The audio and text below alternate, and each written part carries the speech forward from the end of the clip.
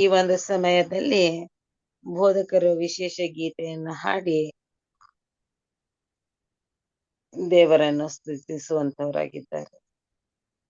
Okay, ಎಲ್ಲರಿಗೂ ಬೆಳಗಿನ ಶುಭಾಶಯಗಳು. ದೇವರ ಪರಿಶುದ್ಧವಾದ ನಾಮಕ್ಕೆ ಕೋಟಿ ಕೋಟಿ ಸ್ತೋತ್ರಗಳನ್ನ ಸಲ್ಲಿಸುತ್ತಾ ಈ ಎಚ್ಚರವಾಗಿದ್ದು ಪ್ರಾರ್ಥಿಸಿ ಕಾರ್ಯಕ್ರಮದಲ್ಲಿ ಹಸರಸರಾಗಿ ಕೂಡಿ ಬಂದಿರುವಂತಹ ದೇವ ಮಂದಿಗೆ ಕ್ರಿಸ್ತನ ಮಧುರ ನಾಮದಲ್ಲಿ ಸ್ವಾಗತಿಸ್ತೇನೆ. ಈ ಕೂಟವನ್ನು ಪ್ರಾರಂಭ ಮಾಡುವಾಗೆ ನಮ್ಮ ಸಭಾ ಸಂಗೀತಗಳಲ್ಲಿ 314ನೇ ಕೀರ್ತನೆ 314 ಕೀರ್ತನೆಯನ್ನ ನಾವು ಹಾಡಿಕೊಳ್ಳೋಣ. ನಿನ್ನ ಕಣ್ಣು ನಿನ್ನ ಪಾಪದಲ್ಲಿ ಸಿಕ್ಕಿಸುವುದಾದರೆ,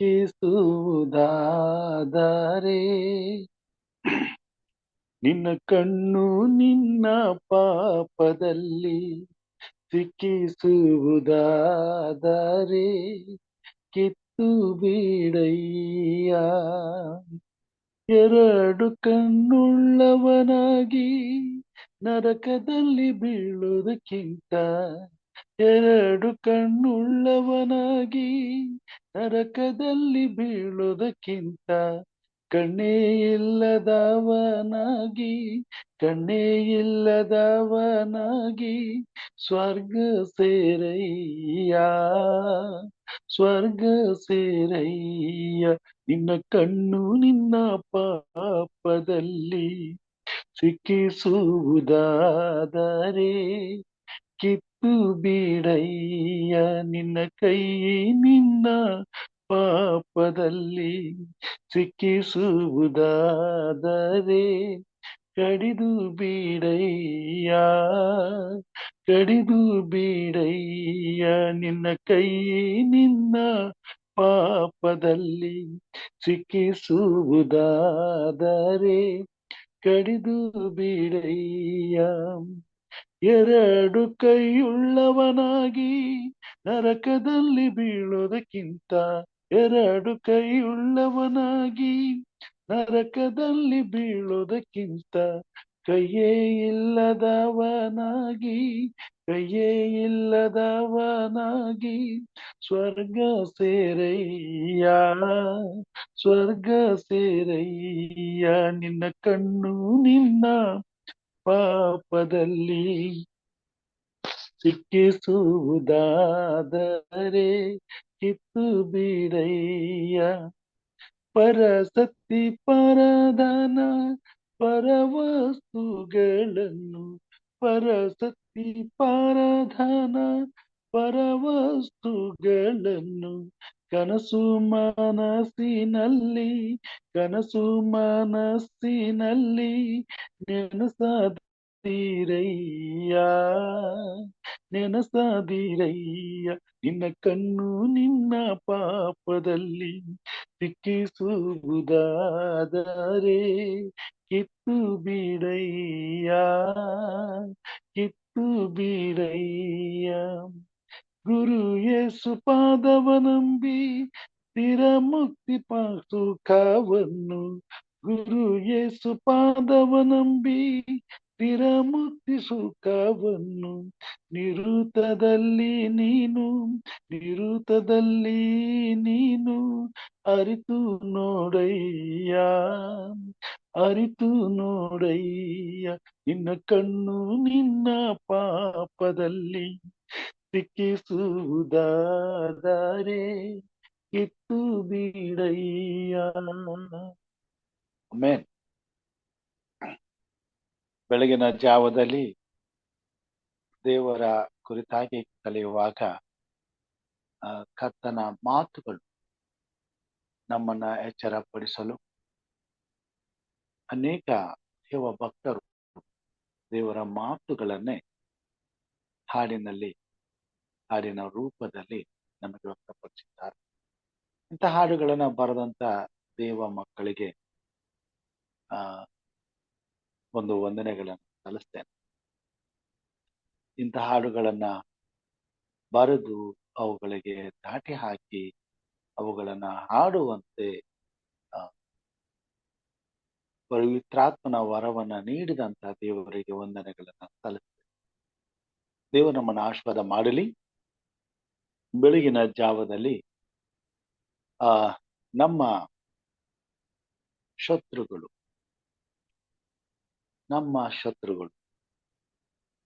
ನಮ್ಮನ್ನ ಹಿಂಸಿಸುವಂತ, ನಮಗೆ ಕೇಡು ಮಾಡುವಂತ ಶತ್ರುಗಳು ವಿಷಯದಲ್ಲಿ ನಾವು ಕಲಿಯೋಣ.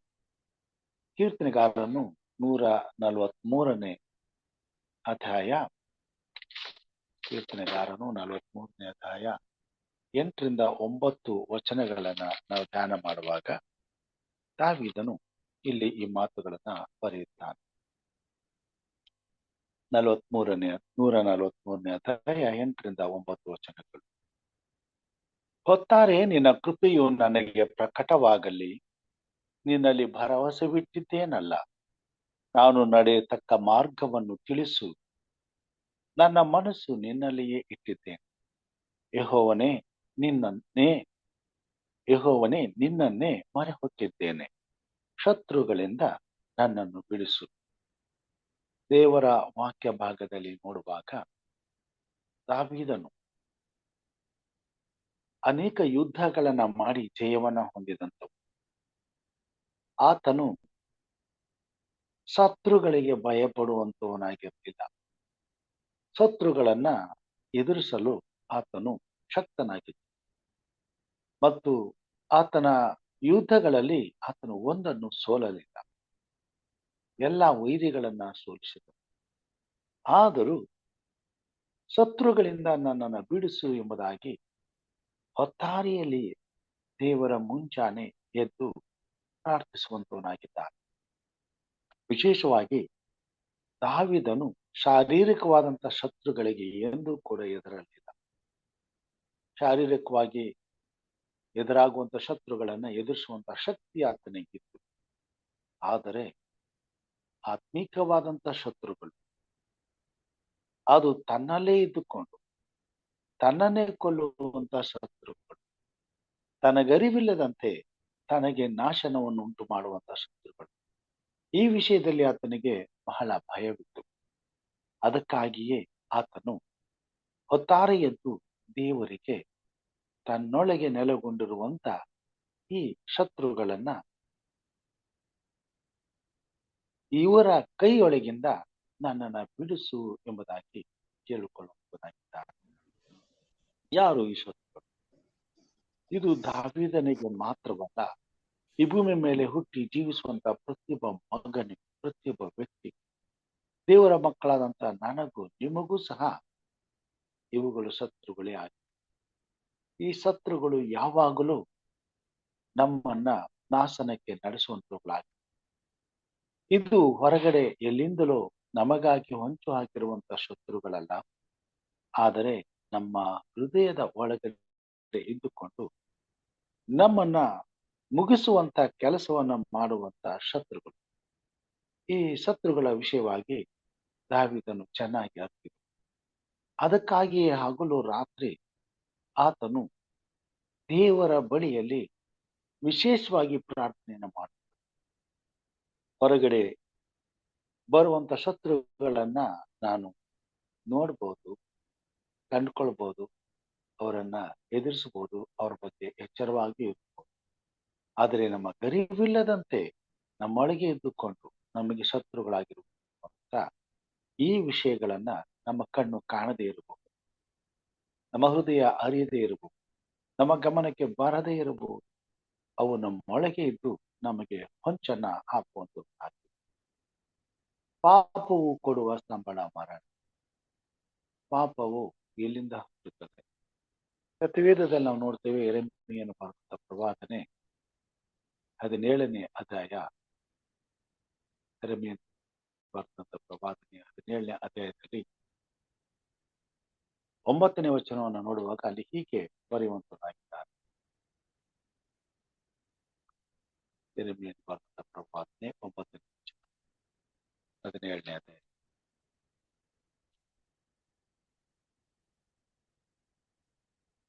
ಹೃದಯವು ಎಲ್ಲಕ್ಕಿಂತಲೂ ವಂಚಕ, ಗುಣವಾಗದ ರೋಗಕ್ಕೆ ಒಳಗಾಗಿದೆ. ಅದನ್ನು ತಿಳಿದವರಾರು. ಯಾವ ಸಮಯದಲ್ಲಿ ಹೃದಯವು ನಮ್ಮನ್ನ ವಂಚಿಸಿಬಿಟ್ಟದು ಅಂತ ಗೊತ್ತಿಲ್ಲ. ಅಂದ್ರೆ ಎಲ್ಲೋ ಒಂದು ಕಡೆ ನಮ್ಮನ್ನ ನಾಶನಕ್ಕೆ ತಳ್ಳುವಂತ ಸಂಚಿಕೆ ಅದು ನಮ್ಮನ್ನ ನೂಕುವಂತದ್ದಾಗಿದೆ, ನಮಗೋಸ್ಕರ ಹೊಂಚು ಹಾಕುವಂತದ್ದಾಗಿದೆ ಎಂಬುದಾಗಿ ಯೆರೆಮೀಯನು ಬರೆಯುವಂತನಾಗಿದ್ದಾನೆ. ನಮ್ಮ ಹೃದಯವೇ ನಮ್ಮ ಕೇಡಿಗೆ ಕಾರಣವಾಗುವಂತದ್ದಾಗಿದೆ. ಯಾಕಂತಂದ್ರೆ ಈ 7 ವೈರಿಗಳನ್ನ ಅದು ಸಾಕಿ ಸಲಹುವಂತವುಗಳಾಗಿದೆ. ನಮಗರಿವಿಲ್ಲದೆ ನಮ್ಮ ಹೃದಯವು ನಮಗೆ ವಿರೋಧವಾಗಿರುವಂತ 7 ವೈರಿಗಳನ್ನ ಸಾಕಿ ಸಲಹುವಂತದ್ದಾಗಿದೆ. ಅದನ್ನ ಸೊಲೊಮೋನನು ಜ್ಞಾನೋಕ್ತಿಯಲ್ಲಿ ನಮಗೆ ತಿಳಿಸುವಂತನಾಗಿದ್ದಾನೆ. 6ನೇ ಅಧ್ಯಾಯದಲ್ಲಿ 17ರಿಂದ 19 ವಚನಗಳ ತನಕ ಅಲ್ಲಿ 7 ವೈರಿಗಳನ್ನ ಜ್ಞಾನಿಯಾದ ಸೊಲೊಮೋನನು ನಮಗೆ ತಿಳಿಸ್ತಾನೆ. ನಮ್ಮೊಳಗಿರುವಂತ ಈ 7 ವಿಶೇಷವಾದಂತ ಗುಣಗಳು ನಮಗೆ ಶತ್ರುಗಳಾಗಿ ಒಳಗೆ ಅಡಗಿವೆ. ಈ 7 ಗುಣಗಳನ್ನ ದೇವರು ದ್ವೇಷಿಸುವಂತವರಾಗಿದ್ದಾರೆ. ಈ 7 ಗುಣಗಳೇ ಪಾಪಗಳಾಗಿ ಮನುಷ್ಯನಿಗೆ ಮರಣವನ್ನ ತರುವಂತದ್ದಾಗಿದೆ. ಹೊರಗಡೆ ಇರುವಂತಹ ಶತ್ರುಗಳಿಂದ ನಾವು ತಪ್ಪಿಸಿಕೊಳ್ಳಬಹುದು, ಆದರೆ ನಮ್ಮೊಳಗೆ ಇದ್ದು ನಮಗೆ ಕೇಡನ್ನುಂಟು ಮಾಡುವಂತ ಈ ಶತ್ರುಗಳಿಂದ ತಪ್ಪಿಸಿಕೊಳ್ಳುವುದು ಬಹಳ ಕಷ್ಟ. ಅದಕ್ಕಾಗಿ ಯೆರೆಮೀಯನು ಬರೀತಾನೆ, ಹೃದಯವು ವಂಚಕ, ಅದು ವಾಸಿಯಾಗಲಾರದಂತ ಹಾನಿಕರವಾದಂತ ರೋಗಕ್ಕೆ ತುತ್ತಾಗಿದೆ ಎಂಬುದಾಗಿ. ಅದಕ್ಕಾಗಿ ಹೃದಯದಲ್ಲಿ ಹುಟ್ಟಿ ನಮ್ಮನ್ನ ನಾಶ ಮಾಡುವಂತ ಈ ನಮ್ಮ ಶತ್ರುಗಳಿಂದ ನನ್ನನ್ನು ಬಿಡಿಸು ಎಂಬುದಾಗಿ ದಾವೀದನು ಬೆಳಿಗ್ಗೆ ಮುಂಜಾನೆ ಎದ್ದು ದೇವರಲ್ಲಿ ಬಹಳ ಕಳಕಳಿಯಿಂದ ಭಾರವುಳ್ಳವನಾಗಿ ಬೇಡಿಕೊಳ್ಳುವಂತನಾಗಿದ್ದಾನೆ. ಆ 7 ವೈರಿಗಳು ಏನು ಎಂಬುದನ್ನು ನಾವು ನೋಡುವಾಗ ಅಲ್ಲಿ ಹೀಗೆ ಬರೀತಾನೆ. 17ನೇ ವಚನದಿಂದ 6ನೇ ಅಧ್ಯಾಯ ಜ್ಞಾನೋಕ್ತಿಗಳು 6ನೇ ಅಧ್ಯಾಯ 17ರಿಂದ 19 ತನಕ. ಹೌದು, 7 ಆತನಿಗೆ ಅಸಹ್ಯಗಳಾಗಿ ತೋರುತ್ತವೆ. ಯಾವುವೆಂದರೆ ಹೆಮ್ಮೆಯ ಕಣ್ಣು, ಸುಳ್ಳಿನ ನಾಲಿಗೆ, ನಿರ್ದೋಷ ರಕ್ತವನ್ನು ಸುರಿಸುವ ಕೈ, ದುರಾಲೋಚನೆಗಳನ್ನು ಕಲ್ಪಿಸುವ ಹೃದಯ, ಕೇಡು ಮಾಡಲು ಹೊರೆಪಡುವ ಕಾಲು, ಅಸತ್ಯವಾಡುವ ಸುಳ್ಳು ಸಾಕ್ಷಿ, ಒಡಹುಟ್ಟಿದವರಲ್ಲಿ ಜಗಳಗಳನ್ನು ಬಿತ್ತುವವನೇ. 7 ಆತನಿಗೆ ಅಸಹ್ಯವಾಗಿ ತೋರುತ್ತವೆ. ಯಾವುವೆಂದರೆ ಹೆಮ್ಮೆಯ ಕಣ್ಣು, ಸುಳ್ಳಿನ ನಾಲಿಗೆ, ನಿರ್ದೋಷ ರಕ್ತವನ್ನು ಸುರಿಸುವ ಕೈ, ದುರಾಲೋಚನೆಗಳನ್ನ ಕಲ್ಪಿಸುವ ಹೃದಯ, ಕೇಡು ಮಾಡಲು ತ್ವರೆಪಡುವ ಕಾಲು, ಅಸತ್ಯವಾಡುವ ಸುಳ್ಳು ಸಾಕ್ಷಿ, ಒಡಹುಟ್ಟಿದವರಲ್ಲಿ ಜಗಳಗಳನ್ನು ಬಿತ್ತುವವು. ಹೀಗೆ ಅನೇಕ ಸಾರಿ ನಾವು ನಮ್ಮ ಬಗ್ಗೆ ಯಾವತ್ತೂ ಕೂಡ ಕೆಟ್ಟದನ್ನ ಯೋಚನೆ ಮಾಡುತ್ತೇವೆ. ನಾನು ಎಷ್ಟು ಕೆಟ್ಟವನು, ನನ್ನಲ್ಲಿ ಎಷ್ಟು ದುಷ್ಟತನ ಇದೆ, ನನ್ನಲ್ಲಿ ಎಂತೆಂಥ ದುಷ್ಟ ಕಾರ್ಯಗಳು ನಡೀತಾ ಇವೆ ಎಂಬುದಾಗಿ ನಾವು ಯಾರು ಕೂಡ ಒಂದು ಕ್ಷಣವಾದರೂ ಕುಳಿತು ಯೋಚನೆ ಮಾಡುವುದಿಲ್ಲ. ಆದರೆ ನಮ್ಮೊಳಗೆ ಇದ್ದುಕೊಂಡು ಹಗಲು ರಾತ್ರಿ ಇಷ್ಟೊಂದು ಕೆಟ್ಟತನಕ್ಕೆ ನಡೆಸುವಂತಹ ಹೃದಯದಲ್ಲಿ ನಾವು ದಿನನಿತ್ಯವೂ ಅದರ ದುಡಿತಕ್ಕೆ ಒಳಗಾಗಿ ಬದುಕುವಂತವರಾಗಿದ್ದೇವೆ. ಹಾಗಾಗಿಯೇ ಮನುಷ್ಯನು ಕೊನೆಗೊಂದು ದಿವಸ ತನಗರಿವಿಲ್ಲದೆ ಮರಣದ ಸಮೀಪಕ್ಕೆ ಸಾಗಿಸುವಂತವರಾಗಿದ್ದಾರೆ. ದೇವರು ಇಂತಹ ಮರಣದಿಂದ ನಮ್ಮನ್ನು ತಪ್ಪಿಸುವುದಕ್ಕೋಸ್ಕರವೇ ತನ್ನ ಒಬ್ಬನೇ ಮಗನಾದಂತ ಯೇಸು ಕ್ರಿಸ್ತನನ್ನ ಕಳಿಸಿಕೊಟ್ಟರು. ದಾವೀದನಿಗೆ ಇಂತಹ ಘೋರವಾದಂತ ಅಪಾಯವನ್ನ ಅರಿತವನಾಗಿ ಇಂತಹ ಪಾಪದ ಫಲವನ್ನ ಎದುರಿಸಕ್ಕಾಗದೆ ಆ ಬಂಧನದಿಂದ, ಆ ಬೇಡಿಗಳಿಂದ, ಆ ಶತ್ರುಗಳ ಕೈಯಿಂದ ನನ್ನನ್ನು ಬಿಡಿಸು ಎಂಬುದಾಗಿ ದೇವರಲ್ಲಿ ಬೇಡಿಕೊಳ್ಳುವಂತದ್ದಾಗಿದ್ದಾರೆ. ಈ 6 ಗುಣಗಳು ನಮ್ಮ ಹೃದಯದಲ್ಲಿ ಇದ್ದುಕೊಂಡು ನಮ್ಮೊಡನೆ ವಾಸಿಸುತ್ತಾ ನಮಗೆ ಕೇಡು ಮಾಡುವಂತವುಗಳಾಗಿವೆ. ನೀವು ಎಲ್ಲಿ ಹೋದರೂ ನೆರಳಿನಂತೆ ನಮ್ಮನ್ನು ಹಿಂಬಾಲಿಸುತ್ತವೆ. ಇವುಗಳ ಬಗ್ಗೆ ಒಂದು ಸಾರಿ ನಾವು ನಮ್ಮ ಹೆಜ್ಜೆಯನ್ನ ಹಿಂದಕ್ಕೆ ತಿರುಗಿ ನೋಡಬೇಕಾಗಿದೆ. ಅದಕ್ಕಾಗಿಯೇ ಸ್ವಾಮಿ ಜ್ಞಾನೋಕ್ತಿಯಲ್ಲಿ ನಮಗೆ ಹೇಳ್ತಾರೆ, ದೇವಸ್ಥಾನಕ್ಕೆ ಹೋಗುವಾಗ ನಿನ್ನ ಹೆಜ್ಜೆಯನ್ನ ಗಮನಿಸು.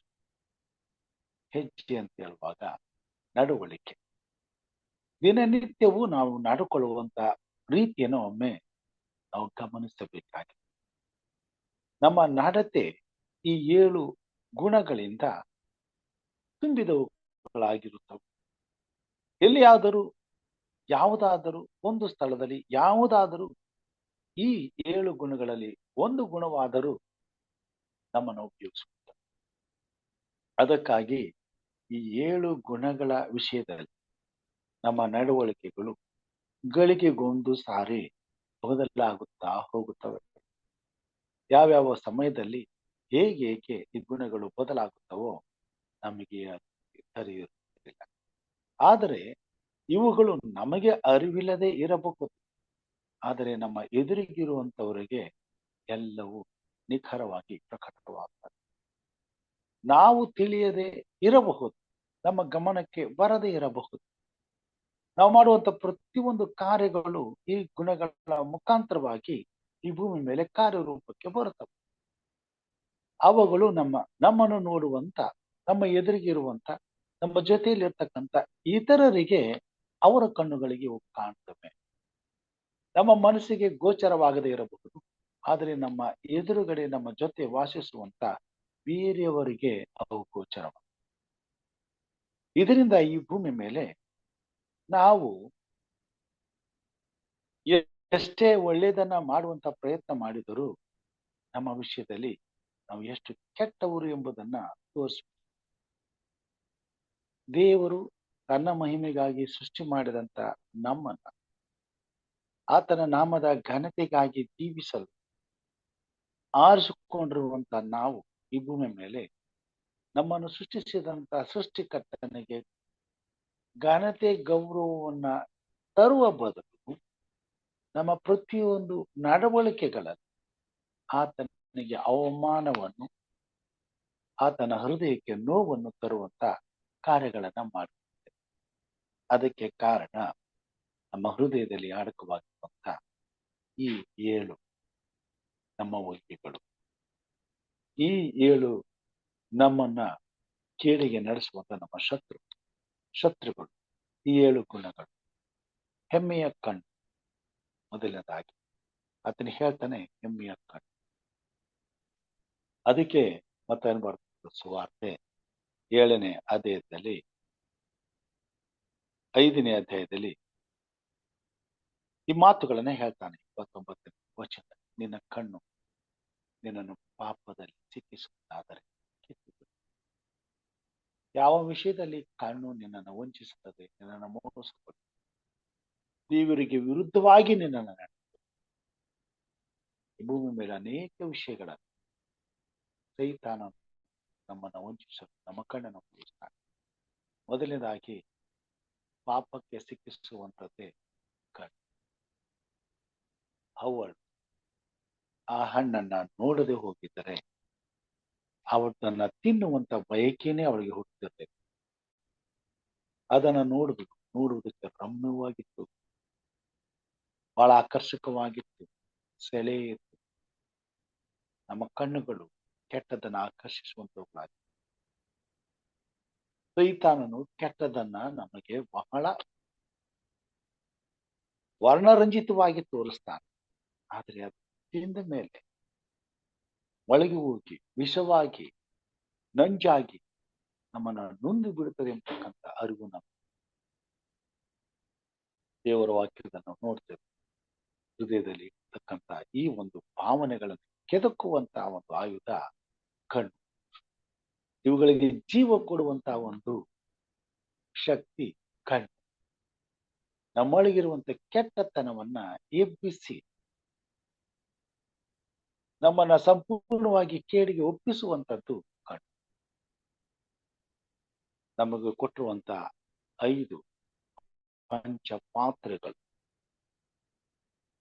ಕೆರಳಿಸಿ ದೇವರಿಗೆ ವಿರುದ್ಧವಾಗಿ ಪಾಪಕ್ಕೆ ನಮ್ಮನ್ನು ಒಪ್ಪಿಸಿ ಪಾಪದ ಸಂಬಳ ಮರಣಕ್ಕೆ ನಮ್ಮನ್ನು ನಡೆಸುವಂತದ್ದಾಗಿರ್ತದೆ. ಪ್ರಿಯ ಸಹೋದರ ಸಹೋದರಿಯರೇ, ನಮ್ಮ ವಿಷಯದಲ್ಲಿ ನಾವು ಎಚ್ಚರವಾಗಿರಬೇಕಾಗಿದೆ. ಅನೇಕ ಸಾರಿ ನಾವು ಬೇರೆಯವರ ವಿಷಯದಲ್ಲಿ ಎಚ್ಚರ ಆಗಿರ್ತೇವೆ, ಬಹಳ ಕಾಳಜಿ ವಹಿಸ್ತೇವೆ. ಅದಕ್ಕಾಗಿ ಬಹಳ ಸಿದ್ಧತೆಗಳನ್ನ ಮಾಡ್ಕೊಳ್ತೀವಿ. ಅವ್ರ ಸರಿಲ್ಲ, ಇವ್ರ ಸರಿಲ್ಲ, ಅವ್ರ ಜೊತೆ ಹೀಗಿರ್ಬೇಕು, ಇವ್ರ ಜೊತೆ. ಆದರೆ ನಮ್ಮೊಳಗಿದ್ದುಕೊಂಡು ನಮ್ಮನ್ನು ವಂಚಿಸುವಂತ, ನಮಗೆ ಮೋಸ ಮಾಡುವಂತ ಈ ಕೆಟ್ಟ ಹೃದಯದ ಬಯಕೆಗಳ ವಿರುದ್ಧವಾಗಿ ಹೋರಾಡಲು ಯಾವ ಸಿದ್ಧತೆಯನ್ನು ನಾವು ಮಾಡಿಕೊಳ್ಳುತ್ತಿಲ್ಲ. ಅದಕ್ಕಾಗಿ ದೇವರು ತನ್ನ ವಾಕ್ಯದ ಮುಖಾಂತರವಾಗಿ ತನ್ನ ಭಕ್ತರ ಮೂಲಕವಾಗಿ ನಮಗೆ ನಮ್ಮನ್ನ ನಾವು ಅರಿಯುವಂತೆ, ನಮ್ಮಲ್ಲಿರುವಂತ ಈ ಕೆಟ್ಟ ಗುಣಗಳನ್ನ ಗ್ರಹಿಸಿಕೊಳ್ಳುವಂತೆ, ಇವುಗಳ ವಿರುದ್ಧವಾಗಿ ಹೋರಾಡಿ ಗೆಲ್ಲಲಿಕ್ಕಾಗುವಂತೆ ಸ್ವಾಮಿ ನಮ್ಮನ್ನು ಎಚ್ಚರಗೊಳಿಸುತ್ತಾರೆ. ಕಣ್ಣು, ಹೆಮ್ಮೆಯ ಕಣ್ಣು ಯಾವ ಗಳಿಗೆಯಲ್ಲಾದರೂ ನಮ್ಮನ್ನು ಮೋಸ ಮಾಡುತ್ತೆ. ಅಂತಹ ಮೋಸದ ಕಾರ್ಯಗಳು ನಮ್ಮ ಕಣ್ಣೆದುರಿಗೆ ಬರುವಾಗ ಆ ಕ್ಷಣವನ್ನ ನಾವು ಕಣ್ಣುಗಳಿಂದ ಮುಚ್ಚಿಬಿಡ್ಬೇಕಾಗ್ತದೆ. ಅನೇಕರು ಈ ಮಾತುಗಳನ್ನು ಹೇಳೋದು, ನನ್ನನ್ನು ಕುರುಡನನ್ನಾಗಿ ಮಾಡ್ಬಿಡಪ್ಪ, ಕೆಟ್ಟದ್ದನ್ನ ನೋಡೋದಕ್ಕಿಂತ ನನ್ನನ್ನು ಕುರುಡನನ್ನಾಗಿ ಮಾಡ್ಬಿಡ್ತಾರೆ. ಕಣ್ಣೇ ಇಲ್ಲದೆ ಇದ್ರೆ ವಾಸಿ ಅಲ್ವಾ? ಕಣ್ಣಿದ್ದವನಾಗಿ ನರಕದಲ್ಲಿ ಬೀಳುವುದಕ್ಕಿಂತ ಕಣ್ಣನ್ನ ಕಿತ್ತಿ ಹಾಕ್ಬಿಡು. ಅದನ್ನೇ ದಾವೀದ ಪ್ರಾರ್ಥನೆ ಮಾಡಿ, ನನ್ನ ಶತ್ರುಗಳಿಂದ ನನ್ನನ್ನು ರಕ್ಷಿಸು. ಸೊಲೊಮೋನನು ಹೇಳ್ತಾನೆ, ನಿನ್ನ ಶತ್ರುಗಳು ಬೇರೆ ಯಾರಿಲ್ಲ, ಯೆಹೋವನಿಗೆ ಅಸಹ್ಯವಾದಂತ ಈ 7 ಗುಣಗಳು. ಹೆಮ್ಮೆಯ ಕಣ್ಣು. ಯಾವತ್ತೂ ಕೂಡ ನಮಗಿರುವಂತವುಗಳಲ್ಲಿ ನಾವು ಗರ್ವವನ್ನು ಪಟ್ಟವರಾಗಿ ಅಥವಾ ಇತರರಲ್ಲಿರುವಂತ ಯಾವುದೇ ರೀತಿಯಾದಂತ ದೇವರ ಆಶೀರ್ವಾದಗಳನ್ನು ಕಂಡು ಹೊಟ್ಟೆ ಕಿಚ್ಚುಪಡುವುದಾಗಿ ಅಥವಾ ಇತರರಿಗೆ ಕೊಟ್ಟಂತ, ಇತರರಿಗೆ ಅನುಭವಿಸುವುದಕ್ಕಿರುವಂತ ವಸ್ತುಗಳನ್ನು ಆಶಿಸುವುದಕ್ಕಾಗಿ ಈ ಕಣ್ಣುಗಳನ್ನ ನಾವು ಉಪಯೋಗಿಸಬಾರದು. 10 ಆಜ್ಞೆಗಳಲ್ಲಿ ಕೊನೆಯ ಆಜ್ಞೆ ಪರಸತಿ ಪರದಾನ. ಅದನ್ನ ಈ ಹಾಡಿನಲ್ಲಿ ಕೊನೆಯಲ್ಲಿ ಹೇಳ್ತಾರೆ, ಕನಸು ಮನಸ್ಸಿನಲ್ಲಿಯೂ ಬಯಸಿ. ಯಾಕಂತಂದ್ರೆ ಇದರ ಅಂತ್ಯ ಪಾಪದ ಸಂಬಳ ಮರಣ, ನಿತ್ಯವಾದ ಬೆಂಕಿ ಎಂಬುದಾಗಿ ನಾವು ನೋಡುತ್ತೇವೆ. ಎರಡನೇದಾಗಿ ಸುಳ್ಳಿನ ನಾಲಿಗೆ. ನಾಲಿಗೆ ವಿಷಯದಲ್ಲಿ ಯಾಕೋಬನು ಚೆನ್ನಾಗಿ ಗೊತ್ತಾ, ಇದು ಕಿಚ್ಚು. ಇದು ಸ್ವಲ್ಪವಾಗಿ ಹತ್ತಿಕೊಂಡ್ಬಿಟ್ರೆ ಇದು ಜಗತ್ತಿಗೆ ಬೆಂಕಿಯನ್ನು ಹಚ್ಚಿಬಿಡ್ತದೆ. ಅಂತ ದೊಡ್ಡ ನಾಶನವನ್ನು ಉಂಟು ಮಾಡುವಂತ ಶಕ್ತಿ ಈ ನಾಲಿಗೆ ಇದೆ. ದೇವರ ವಾಕ್ಯದಲ್ಲಿ ನಾವು ನೋಡ್ತೇವೆ, ಒಂದೇ ಬಾಯಿಯಿಂದ ಹರಸುತ್ತೇವೆ, ಒಂದೇ ಬಾಯಿಯಿಂದ ಶಪಿಸುತ್ತೇವೆ. ಈ ಒಳ್ಳೇದು ಕೆಟ್ಟದ್ದು ಎರಡನ್ನು ಮಾಡುವಂತ ಕಾರ್ಯಗಳನ್ನ ಈ ನಾಲಿಗೆ ಮಾಡುತ್ತೆ. ಆದರೆ ದೇವರಿಗೆ ಬೇಕಾಗಿರೋದು ಕೆಟ್ಟದ್ದನ್ನ ಮಾಡುವುದಕ್ಕಲ್ಲ, ಒಳ್ಳೆಯದನ್ನ ಮಾಡುವುದಕ್ಕೆ ಮಾತ್ರ ಅದನ್ನ ಉಪಯೋಗಿಸಬೇಕು. ಕೀರ್ತನೆಗಾರನು 32ನೇ ಅಧ್ಯಾಯದಲ್ಲಿ ಈ ಮಾತುಗಳನ್ನು ನಮಗೆ ತಿಳಿಸ್ತಾನೆ. ನಮ್ಮ ಸತ್ಯವೇದವನ್ನ ಕೀರ್ತನೆ 32ನೇ ಅಧ್ಯಾಯಕ್ಕೆ ತೆಗೆದುಕೊಂಡು ಹೋದರೆ ಅಲ್ಲಿ ಹೀಗೆ ಹೇಳ್ತಾನೆ,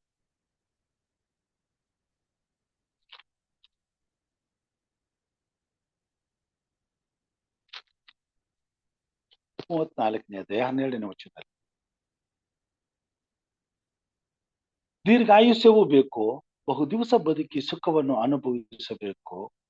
ಹಾಗಾದರೆ ಕೆಟ್ಟದ್ದಕ್ಕೆ ಹೋಗದಂತೆ ನಾಲಿಗೆಯನ್ನು ಕಾದುಕೋ, ವಂಚನೆಯ ಮಾತುಗಳಿಗೆ ಬಿಡದೆ ತುಟಿಗಳನ್ನು ಇಟ್ಟುಕೋ. ಮತ್ತಾಯ ಬರೆಸುವಾರ್ತೆ 12ನೇ ಅಧ್ಯಾಯ 36ನೇ ವಚನದಲ್ಲಿ ಹೇಳ್ತಾನೆ, ನಿನ್ನ ಮಾತುಗಳಿಂದಲೇ ನೀನು ಅಪರಾಧಿ ಎಂದು, ನಿನ್ನ ಮಾತುಗಳಿಂದಲೇ ನೀನು ನೀತಿವಂತನೆಂದು ತೀರ್ಪು ಹೊಂದುವಿ ಎಂಬುದಾಗಿ. ನಾಲಿಗೆಯು ನಮ್ಮನ್ನ ದೇವರ ಕಟಕಟೆಯ ಮುಂದೆ ನಿಲ್ಲಿಸಿ ನಮ್ಮನ್ನ ಅಪರಾಧಕ್ಕೋ ಇಲ್ಲೋ ನಿತ್ಯ ಜೀವಕ್ಕೋ ಒಪ್ಪಿಸಲು ಶಕ್ತಿ. ಅದಕ್ಕಾಗಿ ಪ್ರತಿದಿನ ಈ ನಾಲಿಗೆಯನ್ನ ನಾವು ಹತೋಟಿಯಲ್ಲಿಟ್ಟುಕೊಂಡು ಹೇಗೆ ಅದನ್ನ ಬಳಸಬೇಕು, ಉಪಯೋಗಿಸಬೇಕೆಂಬುದನ್ನ ನಾವು ಯೋಚನೆ ಮಾಡ್ಬೇಕಾಗ್ತದೆ. ಅದರ ಜೊತೆಗೆ ಕೆಟ್ಟದ್ದನ್ನ ಮಾಡುವಾಗ, ಕೆಟ್ಟದ್ದನ್ನ ಕ್ರಿಯೆ ರೂಪಕ್ಕೆ ತರುವಾಗ ವಿರುದ್ಧವಾಗಿ ಹೋರಾಡಿ ಅದನ್ನ ಹತೋಟಿಯಲ್ಲಿ ತೆಗೆದುಕೊಳ್ಬೇಕಾಗ್ತದೆ. ಯಾಕೋಬನು ಬರೀತಾನೆ, ಮನುಷ್ಯನು ದೊಡ್ಡ ದೊಡ್ಡ ಪ್ರಾಣಿಗಳನ್ನ ಹತೋಟಿಗೆ ತೆಗೆದುಕೊಂಡಿದ್ದಾನೆ, ದೊಡ್ಡ ದೊಡ್ಡ ಹಡಗುಗಳನ್ನ ಹತೋಟಿಯಲ್ಲಿ ತೆಗೆದುಕೊಂಡಿದ್ದಾನೆ, ಅದಕ್ಕೆ ನಾಲಿಗೆಯನ್ನ ಮಾತ್ರ ಯಾರು ಹತೋಟಿಗೆ ತೆಗೆದುಕೊಂಡಿಲ್ಲ. ಪ್ರಿಯ ಸಹೋದರ ಸಹೋದರಿಯರೇ, ಇದಕ್ಕಾಗಿ ನಾವು ಬೆಳಗ್ಗೆ ಎಚ್ಚರವಾಗಿದ್ದು ಪ್ರಾರ್ಥಿಸಬೇಕಾಗಿದೆ. ದೇವರಿಗೆ ವಿರುದ್ಧವಾದಂತ ಇಂತಹ ಕೆಟ್ಟತನಕ್ಕೆ ನಮ್ಮನ್ನು ನಡೆಸುವಂತ, ಪಾಪಕ್ಕೆ ನಡೆಸುವಂತ ಇಂಥ ದುಷ್ಟ ಗುಣಗಳು ನಮ್ಮ ಹೃದಯದಲ್ಲಿ ಬಿತ್ತಲ್ಪಟ್ಟವು.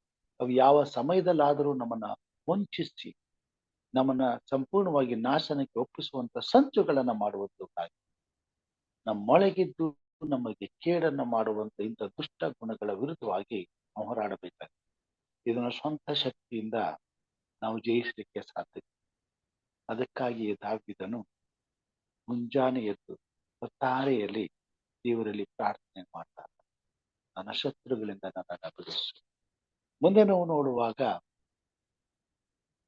ಸುಳ್ಳಿನ ನಾಲಿಗೆ ಈಗ ನಿರ್ದೋಷ ರಕ್ತವನ್ನ ಸುರಿಸುವ ಕೈ.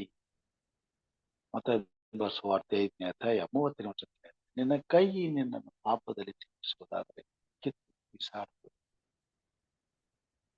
ದೇವರ ವಾಕ್ಯದಲ್ಲಿ ನಾವು ನೋಡುವಾಗ ಕೈಯಿಂದ ಅನೇಕ ಸಾಧ್ಯ ಒಳ್ಳೆ ಕಾರ್ಯಗಳನ್ನ ಮಾಡುವುದಕ್ಕೆ ಬಹಳ ಬಹಳ ದೇವರ ಕೃಪೆ ನಮಗಿದೆ.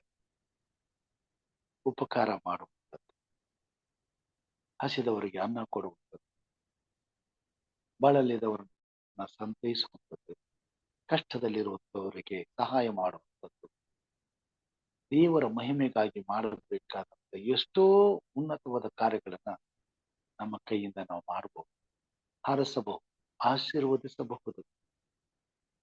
ಇತರರು ದೇವರನ್ನ ಕೊಂಡಾಡುವಂತೆ ನಮ್ಮ ಕೈಗಳಿಂದ ಕಾರ್ಯಗಳು ನಡೆಯಬಹುದು. ಆದರೆ ಅದೇ ಕೈಗಳು ಕೋಪಕ್ಕೆ, ಹೃದಯದಲ್ಲಿ ಹುಟ್ಟುವ ಕೋಪಕ್ಕೆ ಒಂದು ವೇಳೆ ಅದನ್ನ ಒಪ್ಪಿಸುವುದಾದರೆ ಆ ಕೈಗಳಿಂದ ಎಂಥ ಅನ್ಯಾಯವನ್ನಾದ್ರೂ ಮಾಡಿ, ಎಂಥ ದುಷ್ಕೃತ್ಯಕ್ಕಾದ್ರೂ ಕೈ ಹಾಕಬಹುದು, ಎಂಥ ವಿಧವಾದಂತ ಶಾಪದ ಕಾರ್ಯಗಳನ್ನಾದ್ರೂ ಕೂಡ ಕೈಗಳಿಂದ ಬರಮಾಡಬಹುದು.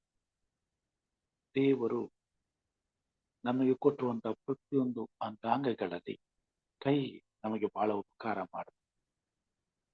ಕೈ ಇಲ್ಲದೆ ಹೋದರೆ ನಮ್ಮ ಶರೀರದಲ್ಲಿ ನಮಗೆ ಶಕ್ತಿಯನ್ನು ಉಂಟು ಮಾಡುವಂತ ಅನ್ನವನ್ನ ತಿನ್ನೋದಕ್ಕೆ ಆಗೋದಿಲ್ಲ. ದಿನನಿತ್ಯವೂ ಹಸಿದಾಗ ನಮ್ಮ ಹೊಟ್ಟೆಗೆ ಒಳ್ಳೆಯದನ್ನ ಮಾಡುವಂತ ಒಂದು ಆಶೀರ್ವಾದ ಕೈಗೆ ಕೊಟ್ಟಿದ್ದಾನೆ ಸ್ವಾಮಿ. ಇದು ನಮಗೆ ಮಾತ್ರವಲ್ಲ, ಇತರರಿಗೂ ಆಶೀರ್ವಾದ ಉಂಟು ಮಾಡಬೇಕೆಂಬುದಾಗಿ ಕೊಟ್ಟಿದ್ದಾನೆ.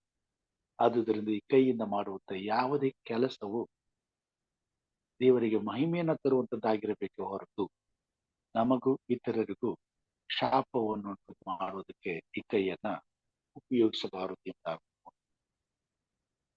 ದುರಾಲೋಚನೆಗಳನ್ನು ಕಲ್ಪಿಸುವ ಎಲ್ಲಾ ರೀತಿಯಾದಂತ ಕೆಟ್ಟತನಕ್ಕೆ ಮೂಲ ಕಾರಣ ಹೃದಯವೇ ಎಂಬುದಾಗಿ ಈಗಾಗಲೇ ಈ ಹೃದಯವನ್ನ ಹತೋಟಿಗೆ ತರಬೇಕಾದದ್ದು ಬಹಳ ಬಹಳ ಪ್ರಾಮುಖ್ಯ. ಇದನ್ನ ಬಗ್ಗಿಸಬೇಕಾದ್ರೆ ಬೇರೆ ಯಾವುದರಿಂದಲೂ ಸಾಧ್ಯವಿಲ್ಲ. ದೇವರ ಈ ಬಾಯಿ ಕತ್ತಿಯಿಂದ ಮಾತ್ರ ಸಾಧ್ಯ. ದೇವರ ಬಾಯಿಂದ ಬರುವಂತ ಪ್ರತಿಯೊಂದು ಮಾತುಗಳಿಂದ ಮಾತ್ರ ಸಾಧ್ಯ.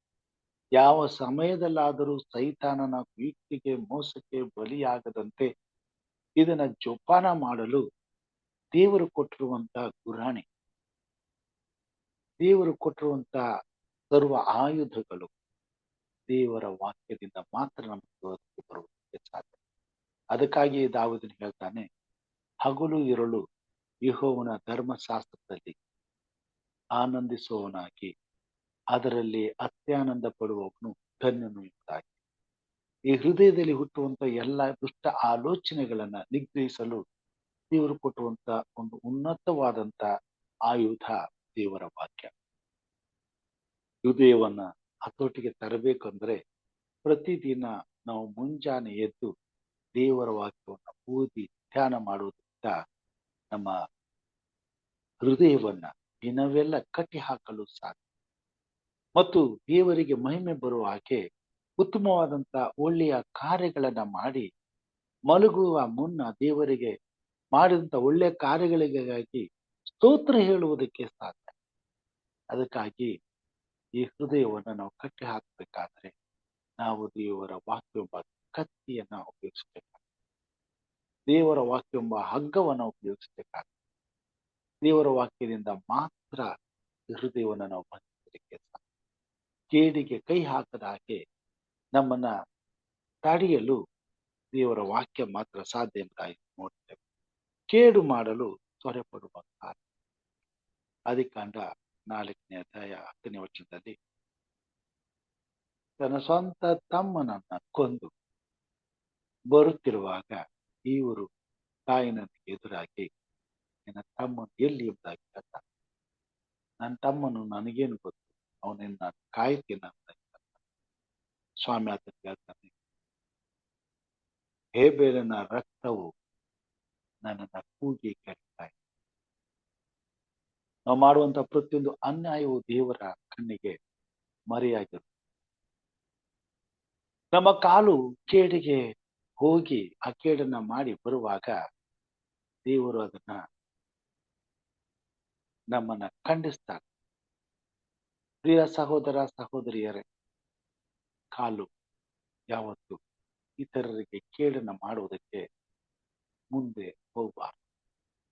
ಅನೇಕರು ಕೇಡಿಗಾಗಿ ಹೊಂಚು ಹಾಕುತ್ತಾ ಅವಸರ ಪಡುವಂತವರಾಗಿರ್ತಾರೆ. ಯಾರಿಗಾದ್ರೂ ಅನ್ಯಾಯ ಆದರೆ ಅವರಿಗೆ ಸಿಗುವಂತ ಖುಷಿ ಈ ಭೂಮಿ ಮೇಲೆ ಇನ್ನೇನು ಮಾಡಿದ್ರು ಸಿಕ್ಕೋದಿಲ್ಲ. ಅದರಲ್ಲಿ ಈ ಲೋಕವನ್ನೇ ಗೆದ್ದಷ್ಟು ಸಂತೋಷ ಆಗ್ತದೆ. ಈ ಭೂಮಿ ಮೇಲೆ ಅವ್ರಿಗೆ ಇನ್ಯಾವುದೇ ಎಷ್ಟೇ ನಷ್ಟ ಆದ್ರೂ ಕೂಡ ಅದ್ರ ಬಗ್ಗೆ ಅವ್ರು ಯೋಚನೆ ಮಾಡೋಲ್ಲ. ತಮ್ಮ ವೈರಿಗಳಿಗೆ ಕೇಡಾಗ್ಬಿಟ್ರೆ ಆ ದಿನ ಅವ್ರಿಗೆ ದೊಡ್ಡ ಸಂಪತ್ತು ಸಿಕ್ಕಿದ ಹಾಗೆ ಸಂತೋಷ ಪಡ್ತಾರೆ, ಖುಷಿ ಪಡ್ತಾರೆ, ಹಾಲು ಕುಡಿತಾರೆ, ಪಾರ್ಟಿ ಮಾಡಿ ಸಂಭ್ರಮಿಸ್ತಾರೆ. ಕೇಡು ಮಾಡೋದು ಕಾಲುಗಳು. ಅವ್ರು ಮಾಡಿರ್ತಕ್ಕಂಥ ಕೆಲಸ ಕಾರ್ಯರೂಪಕ್ಕೆ ಬಂದು ತಮ್ಮ ವೈರಿಗಳು ಬಿದ್ದು ಹೋದಾಗ, ಕಷ್ಟಪಡುವಾಗ, ನೋವನ್ನು ಅನುಭವಿಸುವಾಗ ಅವ್ರಿಗಾಗುವ ಸುಖ ಯಾವ ದೇವರ ವಾಕ್ಯದಲ್ಲಿ ಹೇಳ್ತದೆ. ಕೇಡು ಮಾಡಲು ತೊರೆ ಪಡುವ ಕಾಲು ದೇಹವನ್ನು ಜಾಸ್ತಿ. ನಮ್ಮ ಕಾಲುಗಳು ಯಾವತ್ತೂ ಕೂಡ ಇತರರಿಗೆ ಕೇಡು ಮಾಡುವುದಕ್ಕೆ ಮುಂದೆ ಒಂದು ಹೆಜ್ಜೆಯನ್ನಿಡಬಾರದು. ಅದರ ಬದಲಾಗಿ ದೇವರಿಗೆ ಭಯಪಟ್ಟು ಓಡಿ ಹೋಗಬೇಕು. ಜ್ಞಾನನು ಕೇಡಿನಿಂದ ತಪ್ಪಿಸಿಕೊಳ್ಳಲು ಓಡಿ ಹೋಗುವುದರಿಂದಾಗಿ ಜ್ಞಾನಕ್ಕೆ ಬರುತ್ತಾರೆ. ನಮ್ಮ ಕಾಲು ಯಾವತ್ತು ಇತರರಿಗೆ ಕೇಡು ಮಾಡಲು ಅವಸರ ಪಡ್ತಾರೆ. ಒಂದು 10 ಸಾರಿ ಆದ್ರೂ ಯೋಚನೆ ಮಾಡಿ, ಅವಾಗ ಒಂದು ಸಾರಿ ಆದರೂ ಹೃದಯದಲ್ಲಿ ದೇವರ ಆತ್ಮ ನಂಬಿರ್ತಾರೆ. ಕೇಡು ಮಾಡಲು ತ್ವರೆಪಡಬಾರದು ಎಂಬುದಾಗಿ. ಅದು ಯೆಹೋವನಿಗೆ ಅಸಹ್ಯ ಎಂಬುದಾಗಿ ದೇವರ ಮಾತುಗಳು ನಮ್ಮನ್ನು ಎಚ್ಚರಪಡಿಸುತ್ತಾರೆ. 6ನೇದು ಅಸತ್ಯವಾಡುವ ಸುಳ್ಳು ಸಾಕ್ಷಿ. ಇವುಗಳು ತಾನೇ ನಮ್ಮನ್ನ ಮೋಸ ಮಾಡೋದಲ್ಲೇ ಜಗತ್ತನ್ನೇ ಮೋಸ ಮಾಡುತ್ತೆ. ನಾವಾಡುವಂತ ಒಂದು ಸುಳ್ಳು ಎಷ್ಟೋ ಕುಟುಂಬಗಳನ್ನ ಹಾಳು ಮಾಡುತ್ತೆ, ಎಷ್ಟೋ ಸಂಬಂಧಗಳನ್ನ ಹಾಳು ಮಾಡುತ್ತೆ, ಎಷ್ಟೋ ನಂಬಿಕೆಯನ್ನ ಹಾಳು ಮಾಡುತ್ತದೆ. ಈ ಭೂಮಿ ಮೇಲೆ ಎಷ್ಟೋ ಜನರನ್ನ ನರಕಕ್ಕೆ ಕರ್ಕೊಂಡು. ಇವತ್ತು ಸುಳ್ಳಿನಿಂದ ಮನುಷ್ಯ ಬದುಕ್ತಿದ್ದಾನೆ. ಸುಳ್ಳೇ ಇವತ್ತಿನ ಆಸ್ತಿ ಆಗುತ್ತದೆ. ಆದರೆ ಈ ಪ್ರಪಂಚ ಅದಕ್ಕಾಗಿಯೇ ಬೆಂಕಿಯಿಂದ ಸುಡಲ್ಪಡುವುದಕ್ಕಾಗಿ ಇಡಲ್ಪಟ್ಟಿದೆ ಎಂಬುದಾಗಿ ಪೇತ್ರನು ಬರೆದ. ಪ್ರಿಯ ಸಹೋದರ ಸಹೋದರಿಯರೇ, ನಮ್ಮ ಬಾಯಿಯಿಂದ ಬರುವಂತ ಮಾತುಗಳು ಸತ್ಯವಾದರೆ ಹೌದಾದರೆ ಹೌದು, ಇಲ್ಲವಾದರೆ ಇಲ್ಲ ಎಂಬುದಾಗಿ ಹೇಳಬೇಕಾಗಿ. ಯಾವುದೇ ಕಾರಣಕ್ಕೂ ದೇವರ ಮಕ್ಕಳು ಸುಳ್ಳನ್ನ, ಅಸತ್ಯವನ್ನ ನಮ್ಮ ಸ್ವಂತ ಲಾಭಕ್ಕಾಗಿ ಅಥವಾ ಬೇರೆಯವರ ಕೇಡಿಗಾಗಿ ನಾವು ಉಪಯೋಗಿಸಬಾರದು ಎಂಬುದಾಗಿ ಹೇಳುವಂತವರಾಗಿದ್ದಾರೆ. ಇದು ದೇವರಿಗೆ ಅಸಹ್ಯವಾಗಿರುವಂತ, ನಮಗೆ ವೈರಿಯಾಗಿರುವಂತ ಕೆಟ್ಟ. ಏಳನೇದಾಗಿ ಒಡ ಹುಟ್ಟಿದವರಲ್ಲಿ ಜಗಳಗಳನ್ನು ಬಿತ್ತುವವರು.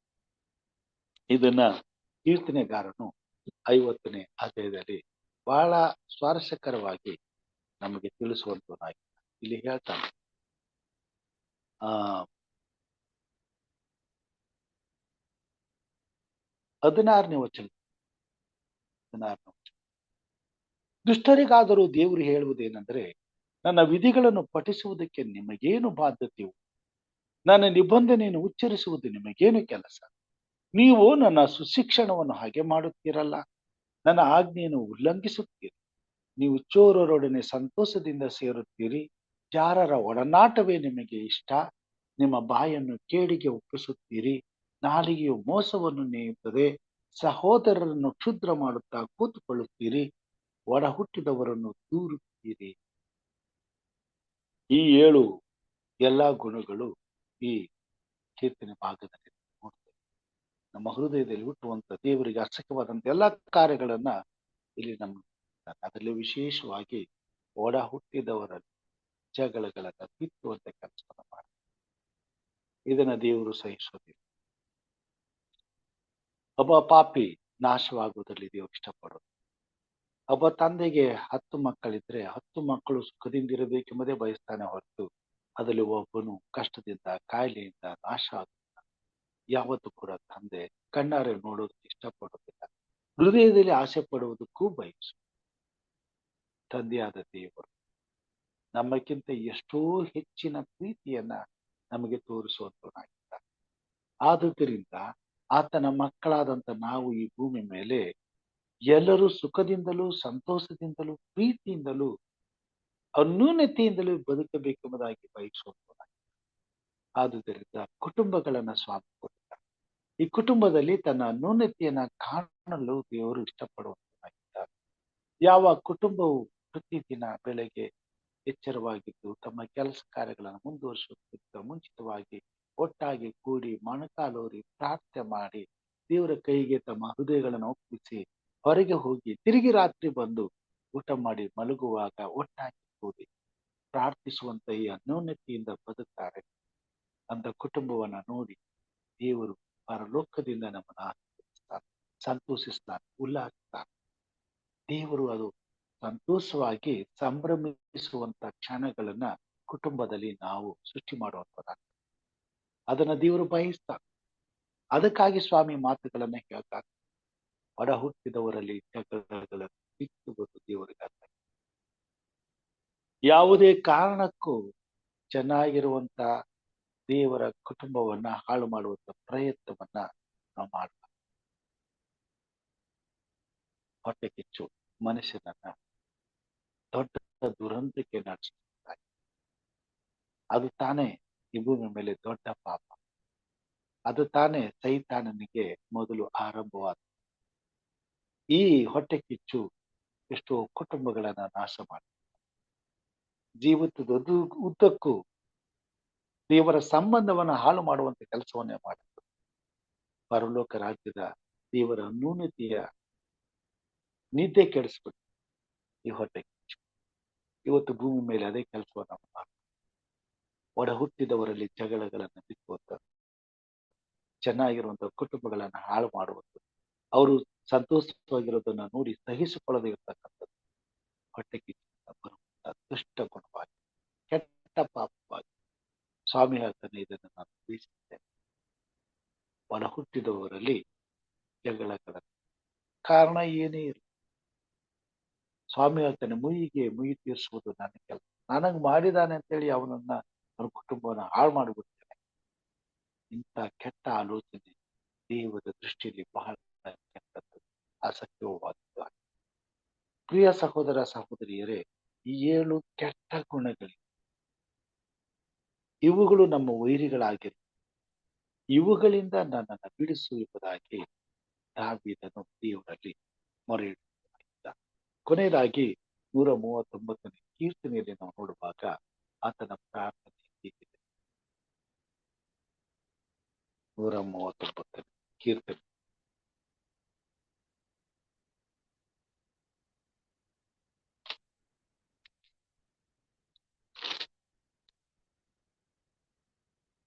23ನೇ ವಚನದಲ್ಲಿ 139 ಕೀರ್ತನೆ 23 ವಚನದಲ್ಲಿ, ದೇವ ನನ್ನನ್ನು ಪರೀಕ್ಷಿಸಿ ನನ್ನ ಹೃದಯವನ್ನು ತಿಳುಕೊಂಡಿದ್ದಿ, ನನ್ನನ್ನು ಶೋಧಿಸಿ ನನ್ನ ಆಲೋಚನೆಗಳನ್ನೆಲ್ಲ ಗೊತ್ತು ಮಾಡು. ನಾನು ಕೀಡಿನ ಮಾರ್ಗದಲ್ಲಿ ಇರುತ್ತೇನೋ ಏನೋ ನೋಡಿ ಸನಾತನ ಮಾರ್ಗದಲ್ಲಿ ನನ್ನನ್ನು ನಡೆಸು. ಇದು ತಾನೇ ದಾವೀದನ ಪ್ರಾರ್ಥನೆ. ಆತನು ಬರೀತಾರೆ 143ನೇ ಕೀರ್ತನೆ,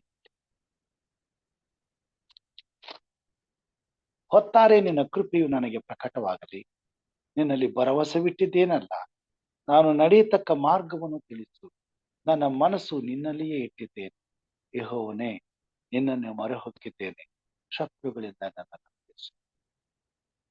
ದೇವರನ್ನ ಪ್ರೀತಿಸುವಂತ ಪ್ರತಿಯೊಬ್ಬ ದೇವರ ಮಗನು ಬೆಳಗ್ಗೆ ಏಳುವಾಗ ಈ ಭೂಮಿ ಮೇಲೆ ಇತರರಿಗೆ ಪ್ರಾರ್ಥನೆ ಮಾಡುವುದಲ್ಲದೆ ನಮಗಾಗಿ, ನಮ್ಮ ಹಿತಕ್ಕಾಗಿ ನಾವು ಪ್ರಾರ್ಥನೆ ಮಾಡಿಕೊಳ್ಳುವುದಾದರೆ ಈ 7 ಗುಣಗಳಿಂದ, ಈ 7 ಶತ್ರುಗಳಿಂದ ದೇವರೇ ನನ್ನನ್ನು ಬಿಡಿಸು ಎಂಬುದಾಗಿ ಪ್ರಾರ್ಥನೆ ಮಾಡುವುದು ಮತ್ತೆ ಮತ್ತೆ ಬಹಳ ಅವಶ್ಯಕತೆಯಾಗಿದೆ.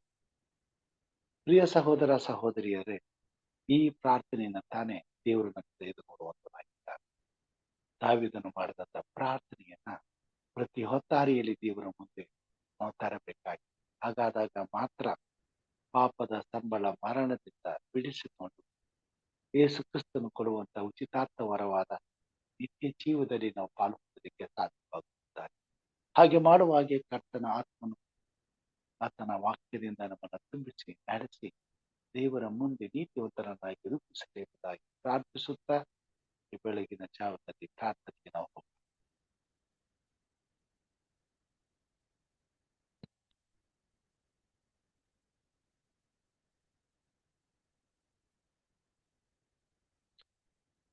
ಕರ್ತನು ನಮ್ಮನ್ನು ಆಶೀರ್ವಾದ ಮಾಡಲಿ.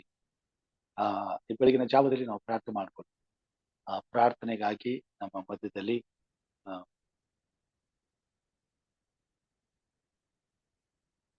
ಓಕೆ ಸಹೋದರಿ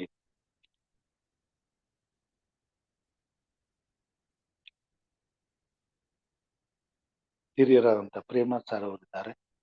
ಅವರು ಪ್ರಾರ್ಥನೆಯಲ್ಲಿ ನಮ್ಮನ್ನು ನಡೆಸಲಿಕ್ಕೆ ಕೇಳ್ಕೊಳ್ತೇನೆ. ಸಹೋದರಿ ಸವಿತಾ ಅವರು ನಿನ್ನೆ ಕೆಲವರ ವಿಷಯದಲ್ಲಿ ಪ್ರಾರ್ಥನೆಗಾಗಿ ಕೇಳ್ಕೊಂಡು ಅದಕ್ಕಾಗಿ ನೀವು ಪ್ರಾರ್ಥನೆ ಮಾಡಿದ್ರೆ ಸೊ ಅವರುಗಳಿಗಾಗಿ ಪ್ರಾರ್ಥನೆ ಮಾಡಬೇಕು ಅಂತ ಕೇಳ್ಕೊಳ್ತೇನೆ. ಹಾಗೂ ಪ್ರತಿಯೊಬ್ಬ ಕ್ರೈಸ್ತ ಮಗಳು ಇಂಥ ದುಷ್ಟ ಶತ್ರುಗಳ ವಿರುದ್ಧವಾಗಿ ಹೋರಾಡಿ ದೇವರಿಗೆ ಅಸಹ್ಯವಾದಂತ ಇಂಥ ಘೋರವಾದ ಪಾಪಗಳಿಂದ ಪೀಡಿಸಲ್ಪಡಲು ಜಯ ಹೊಂದಲು ಕರ್ತನ ಆತ್ಮನು ಪ್ರತಿಯೊಬ್ಬ ವಿಶ್ವಾಸಿಯ ಜೀವಿತದಲ್ಲಿಯೂ ಕಾರ್ಯ ಮಾಡಲಿ ಎಂಬುದಾಗಿ ಪ್ರಾರ್ಥಿಸಬೇಕೆಂಬುದಾಗಿ ತಮ್ಮದೇ ಕೇಳ್ಕೊಳ್ತೇನೆ. ಹಿರಿಯರಾದಂತ ಪ್ರೇಮ ಅಂತ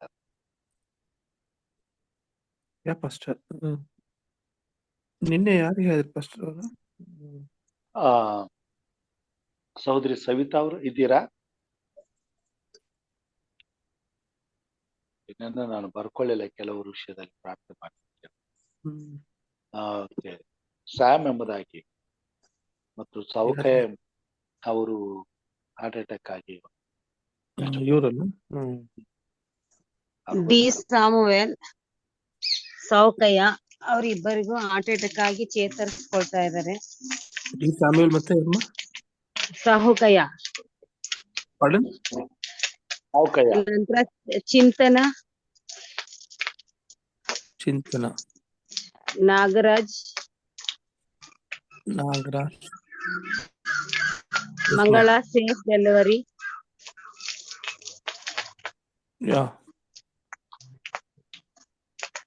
ಆಯ್ತಾ ಅಂಕಲ್? ಮತ್ತೆ ಮಳೆ ಒಂದು ಕಾರಣಕ್ಕೆ ಹಲವಾರು ಜನ ಮನೆಯನ್ನ ಕಳ್ಕೊಂಡಿದ್ದಾರೆ.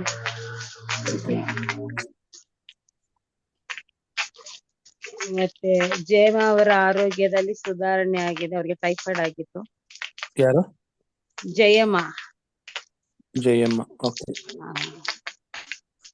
ಮತ್ತೆ ಪುಟ್ಟ ಸುಬ್ಬು ಅವರಿಗೆ ಇನ್ಫೆಕ್ಷನ್ ಆಗಿದೆ. ಎಲ್ಲ ನಮ್ಮ ಅಡ್ವೆಂಟಿಸ್ಟ್ಗಳೇ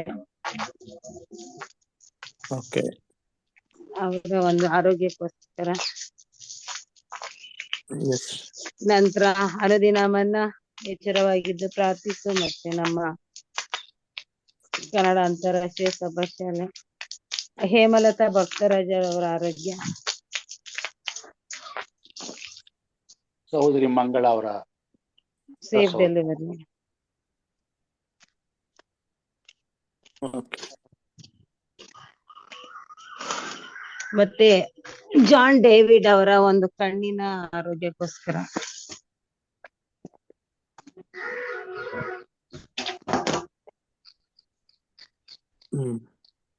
Yes, ma'am. ಪ್ರಾರ್ಥನೆ ಮಾಡಿ.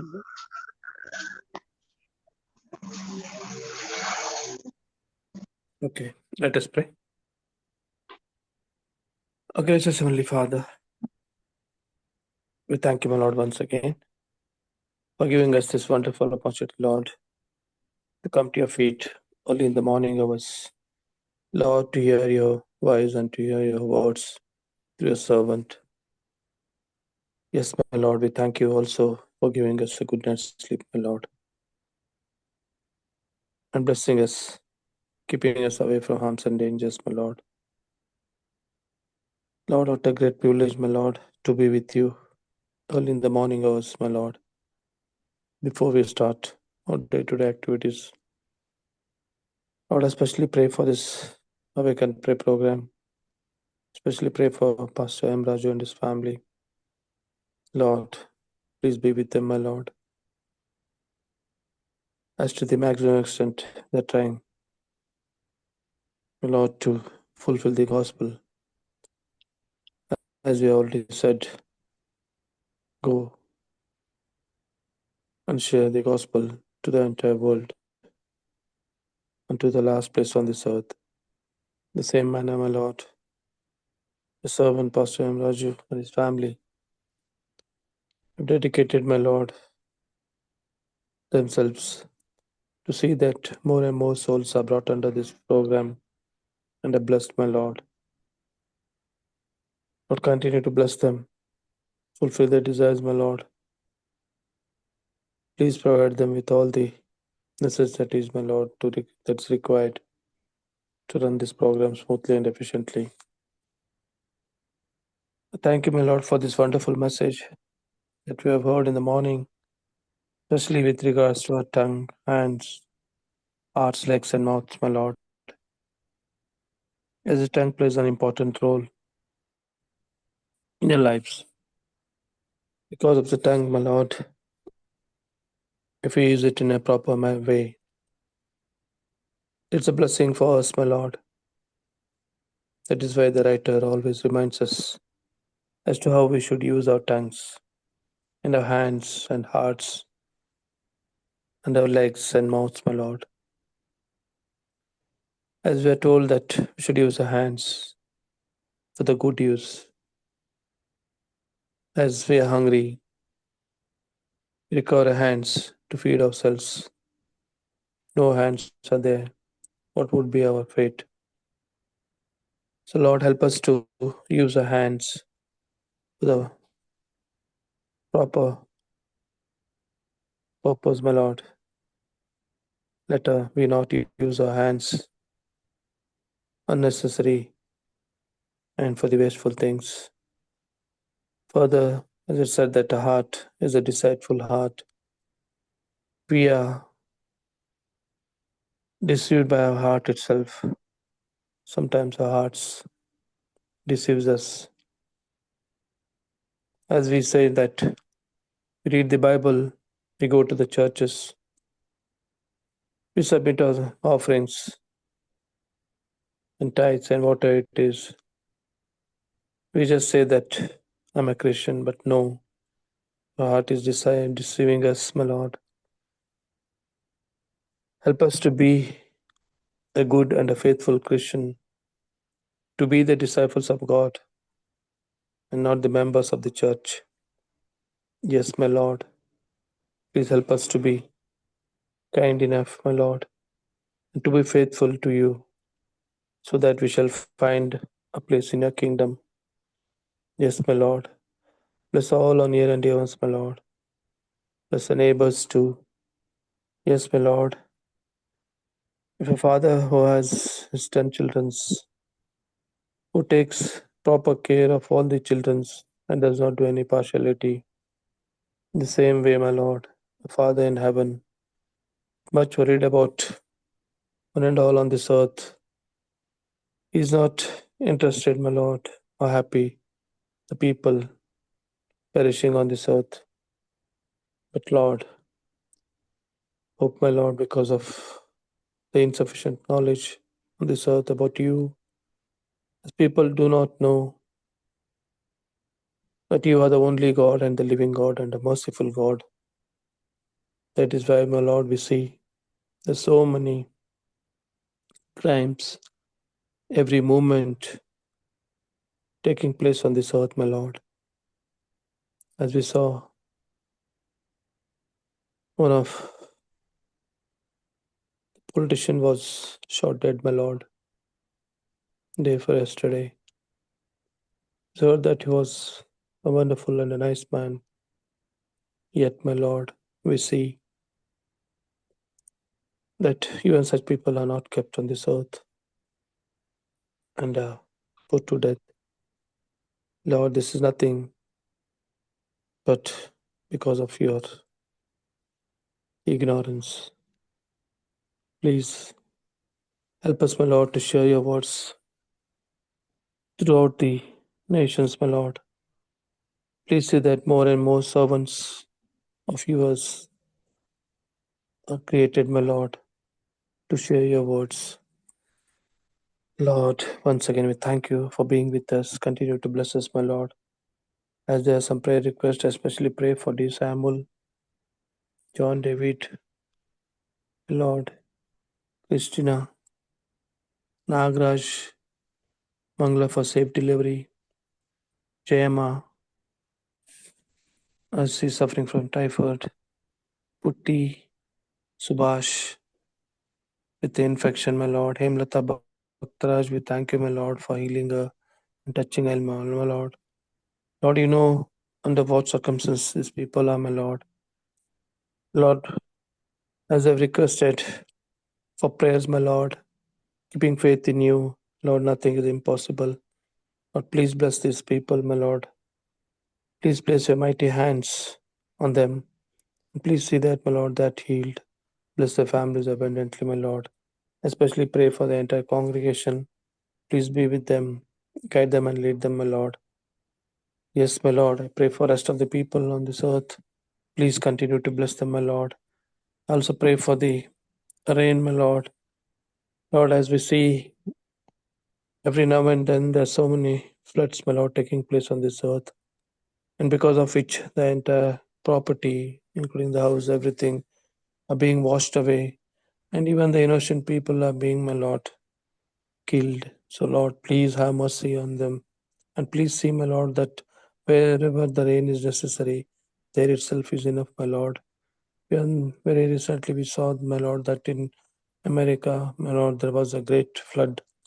And we saw that many property has been destroyed, many people have been, my Lord, lost their lives. We see many animals, my Lord, innocent animals also have been put to death, my Lord. So, Lord, please forgive us, my Lord, forgive our sins, and please see, my Lord, that there's peace on this earth. Please, my Lord, nothing is impossible to you. You and the winds and everything, my Lord, hears your sounds and, my Lord, and your words. With your words, my Lord, please put everything to us still. Thank you, my Lord. Continue to bless us. I also pray for Savita. And my Lord, she is leading this prayer every day. Please be with her, my Lord. And please provide her with all her necessities and needs, my Lord. Bless her families abundantly. Once again, Lord, I submit myself and the entire congregation. Continue to bless us, my Lord. Be with us throughout the day, my Lord. Help us to remember your words and apply it to our day-to-day lives. Lead us and guide us, my Lord. I pray in the precious name of Jesus Christ. Amen. Amen. ಪರಲೋಕದ ಪ್ರಾರ್ಥನೆ ಮಾಡಿಕೊಳ್ಳೋಣ. ಪರಲೋಕದಲ್ಲಿರುವ ನಮ್ಮ ತಂದೆಯೇ, ನಿನ್ನ ನಾಮವು ಪರಿಶುದ್ಧವೆಂದು ಎಣಿಸಲ್ಪಡಲಿ, ನಿನ್ನ ರಾಜ್ಯವು ಬರಲಿ, ನಿನ್ನ ಚಿತ್ತವು ಪರಲೋಕದಲ್ಲಿ ನೆರವೇರುವ ಪ್ರಕಾರ ಭೂಲೋಕದಲ್ಲಿ ನೆರವೇರಲಿ. ನಮ್ಮ ಅನುದಿನದ ಆಹಾರವನ್ನು ಈ ಹೊತ್ತು ನಮ್ಮ ದಯಪಾಲಿಸಿಕೊಡು. ನಮಗೆ ತಪ್ಪು ಮಾಡಿದವರನ್ನು ನಾವು ಕ್ಷಮಿಸಿದಂತೆ ನಮ್ಮ ತಪ್ಪುಗಳನ್ನು ಕ್ಷಮಿಸು. ನಮ್ಮನ್ನು ಶೋಧನೆಯೊಳಗೆ ಸೇರಿಸದೆ ಕೇಳಿನಿಂದ ತಪ್ಪಿಸು. ಯಾಕಂದರೆ ರಾಜ್ಯವು ಬಲವು ಮಹಿಮೆಯು ಸದಾಕಾಲ ನಿನ್ನದೇ ಸ್ವಾಮಿ. ಆಮೇಲೆ Amen.